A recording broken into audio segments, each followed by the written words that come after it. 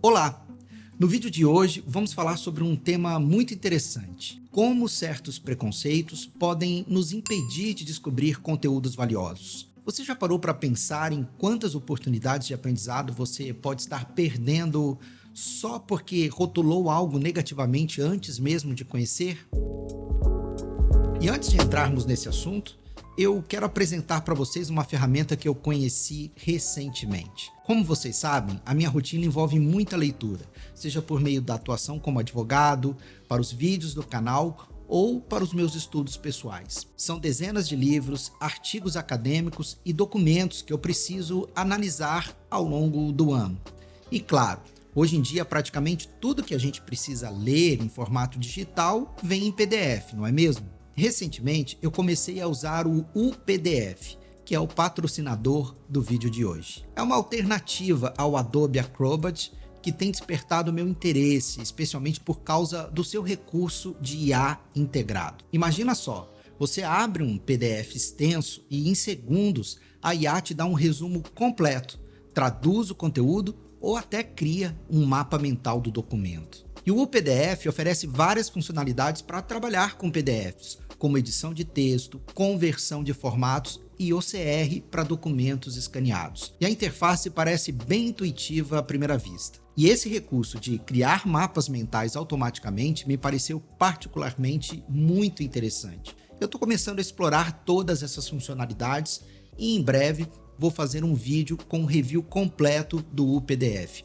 mostrando em detalhes como cada recurso funciona na prática. O bom é que ele está disponível para todas as principais plataformas, Mac, Windows, iOS e Android, e você pode usar a mesma licença em todos esses dispositivos. E se você ficou curioso para conhecer o UPDF, vou deixar um link na descrição do vídeo. E por falar em uma oportunidade para conhecer coisas novas, vamos ao tema do vídeo de hoje. Será que o preconceito com certos tipos de livros está te impedindo de encontrar verdadeiras pérolas de sabedoria?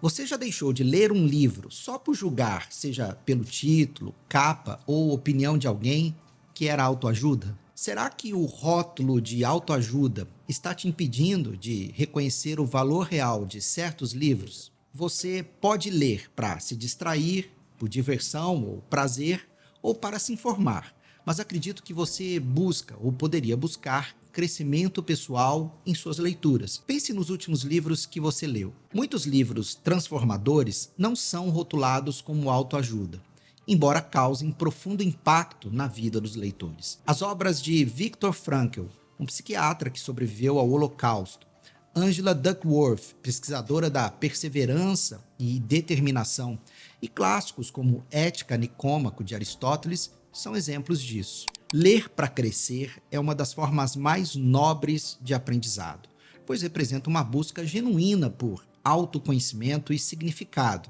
Como consequência disso, o que realmente importa não é o rótulo do gênero, mas o impacto positivo que a leitura proporciona em nossa vida. Então vamos começar pelo básico.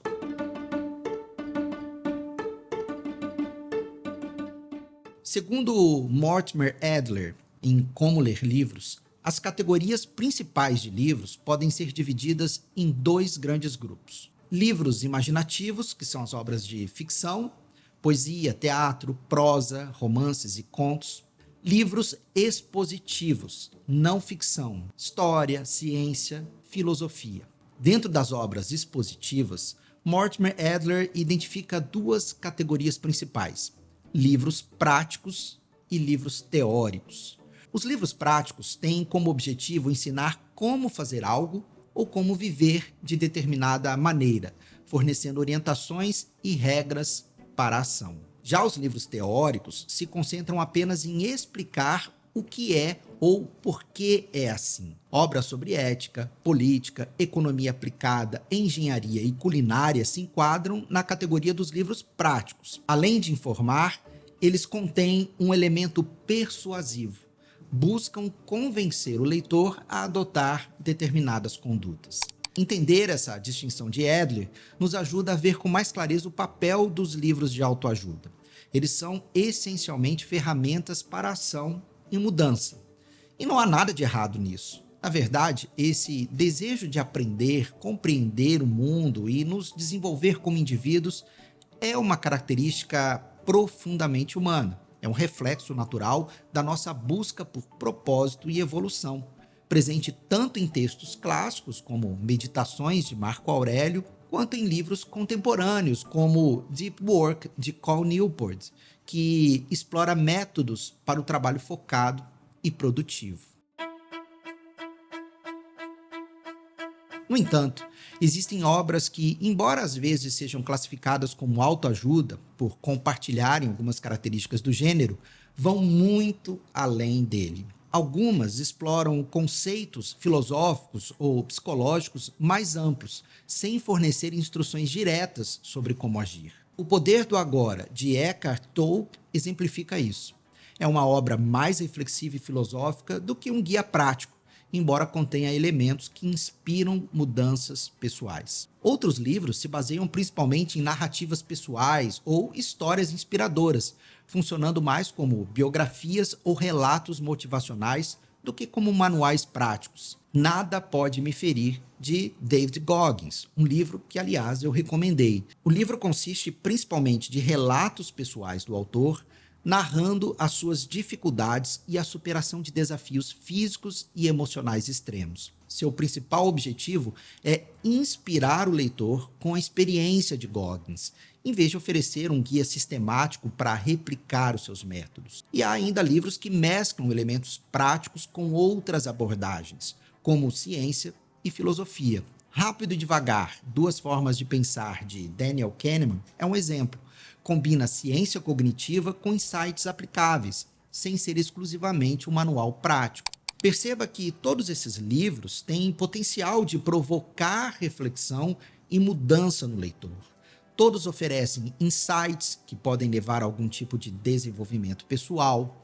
Todos abordam aspectos da experiência humana e como podemos compreendê-la ou melhorá-la. Todos podem ser usados como ferramentas para crescimento pessoal, mesmo que essa não seja a sua proposta principal. A diferença principal é que, enquanto os livros de autoajuda têm como objetivo primário essa orientação prática para a mudança, esses outros livros chegam a resultados semelhantes, mas por caminhos diferentes. No entanto, frequentemente ouvimos autoajuda como um termo pejorativo, não é verdade? Ficou claro para mim nos comentários que eu recebi num vídeo meu recente de recomendação de livros, nos quais alguns leitores rotularam essas obras que eu recomendei como rasas, simplesmente por as considerarem autoajuda. O fato é que muitos livros de autoajuda realmente oferecem soluções simplistas para problemas complexos, resumindo questões profundas da vida em listas de passos mágicos ou fórmulas genéricas. Isso revela que os autores subestimam a complexidade da condição humana.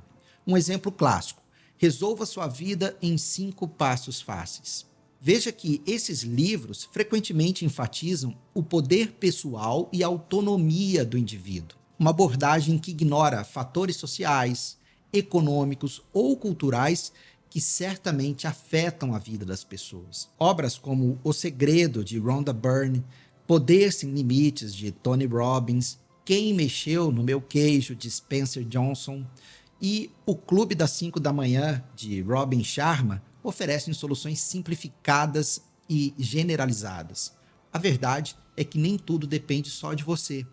Fatores como sorte, contexto social, oportunidades e até biologia têm um papel fundamental. E, diferentemente do que possam te dizer, quando você quer algo, o universo não conspira para que você realize o seu desejo.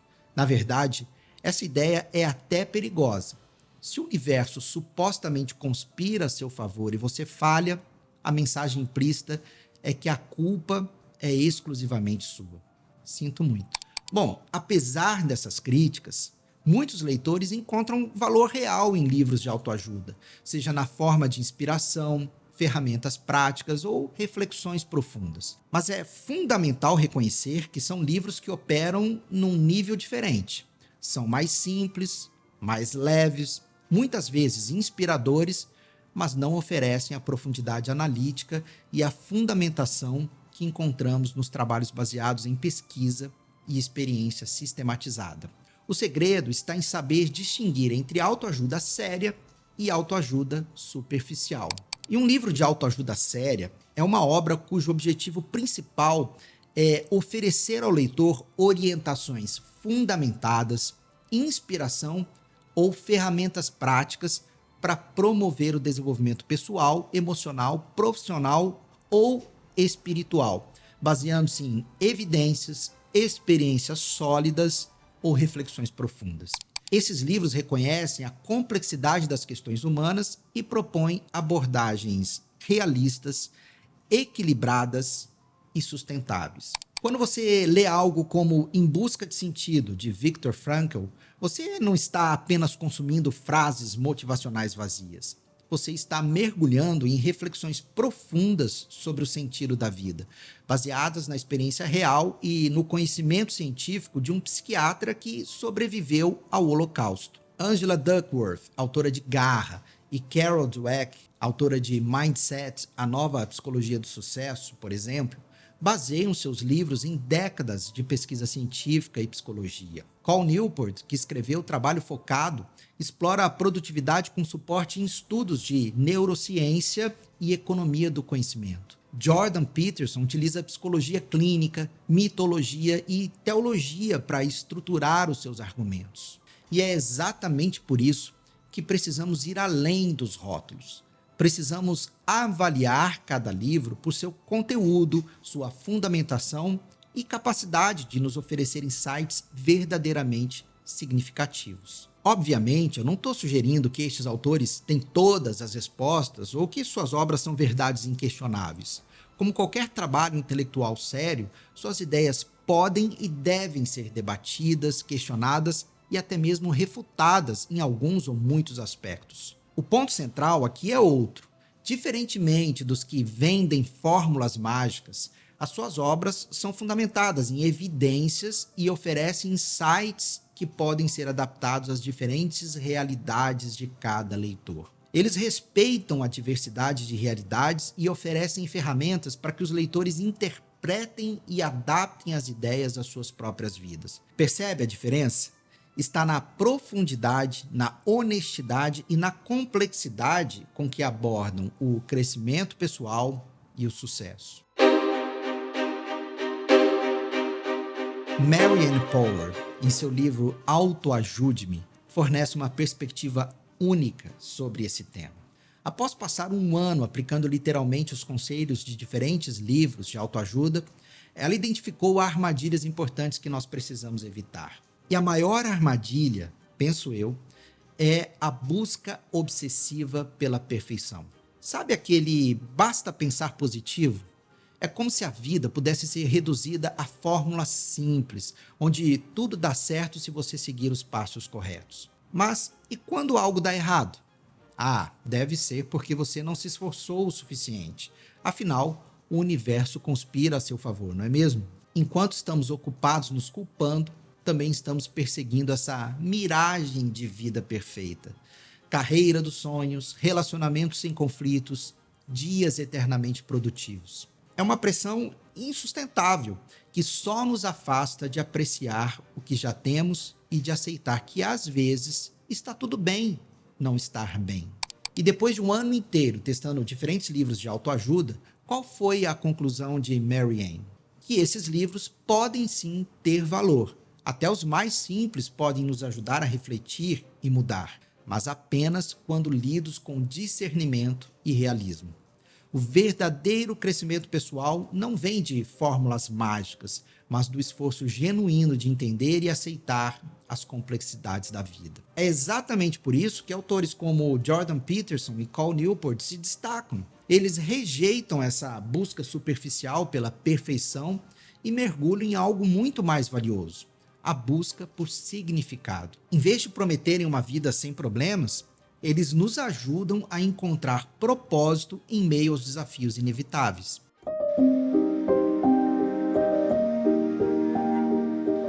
Então, você pode me perguntar: você recomenda ler livros de autoajuda? A questão não é simplesmente recomendar ou não recomendar autoajuda.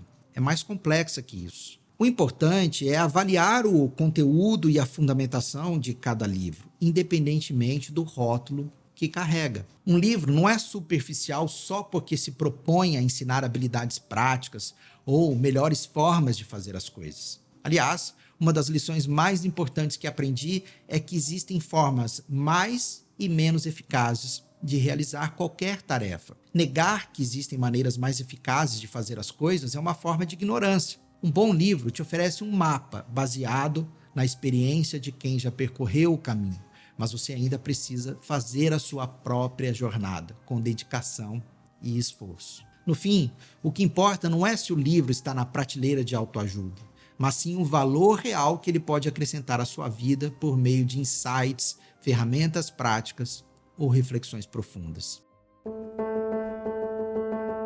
Bem, com certeza, algumas pessoas virão aos comentários dizer que é muito melhor ler os grandes clássicos da literatura ou as obras dos grandes filósofos, como Platão, Aristóteles, Kant, Nietzsche. É claro que você deve ler essas obras ou algumas delas. Na verdade, se você se tornar um bom leitor, querer explorar esses grandes autores é um caminho natural.